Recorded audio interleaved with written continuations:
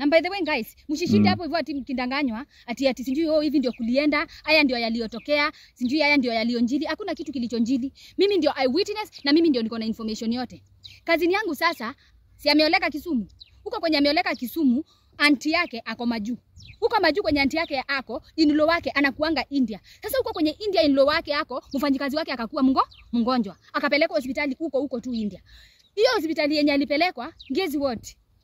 Guess who? Guess where? Guess when? Guess why? Hata mandakitali hawakuwa wananjua. In fact hata manazi mimi nilinjua mbele yao asubuhi. Leo 5 kama kuna mtu aliconfirm. Hakuna njogo iliwika. Mbuzi zangu niliziwekea matawi kutoka jana hazinjakula. Asubuhi ng'ombe zilikataa kukunywa maji.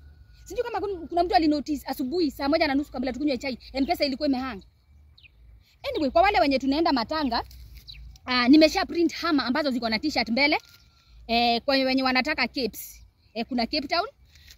Na pia kwa wenye hawana transport, kama unataka kusafiri, kuna uteo fulani ya Mbabu inasafirishanga watu. Sasa hiyo ni ya wale wataniona kando. Sasa nikiangalia contribution list, naona Uhuru 1 million. IEBC disqualified. Luto later. Munda